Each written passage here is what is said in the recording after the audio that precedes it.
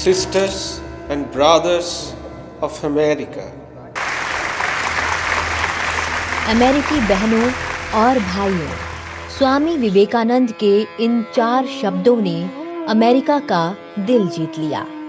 विवेकानंद के इन आत्मीय शब्दों के सम्मान और समर्थन में आर्ट इंस्टीट्यूट ऑफ शिकागो में पूरे 2 मिनट तक बजती रही तालियों ने अपने धर्म व संप्रदाय की सर्वश्रेष्ठता पर इतराने वाले अमेरिकी और यूरोपीय धर्मगुरुओं का अभिमान तोड़ दिया। 11 सितंबर 1893 भारत से पहुंचे एक युवा सन्यासी ने ज्ञान से भरे तेजस्वी ओजस्वी भारत से दुनिया का साक्षात्कार करवाया। 11 सितंबर को स्वामी विवेकानंद ने हिंदुत्व पर विस्तृत व्याख्यान दिया। I am proud to belong to a religion which has taught the world both tolerance and universal acceptance.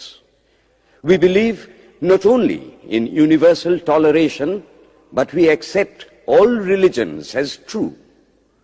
I am proud to belong to a nation which has sheltered the persecuted and the refugees of all religions and all nations of the earth.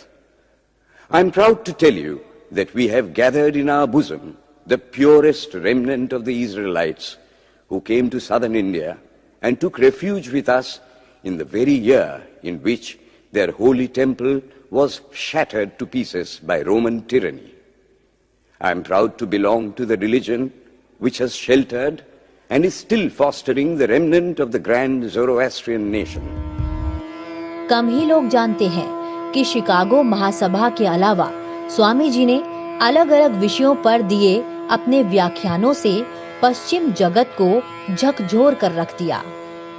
20 सितंबर 1893 अपने भाषण में स्वामी विवेकानंद ने ईसाइयों की आलोचना करते हुए कहा कि आप जितने प्रयास लोगों का धर्म बदलने के लिए करते हो, उतने प्रयास उनका पेट भरने के लिए क्यों नहीं करते हो।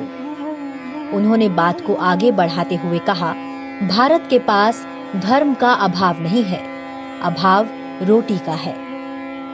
27 सितंबर को जब सम्मेलन का समापन हुआ तो स्वामी जी ने धार्मिक एकता पर बल देते हुए 2 टूक कहा कि किसी एक धर्म की विजय बाकी सब धर्मों के विनाश से सिद्ध होगी तो ये असंभव है।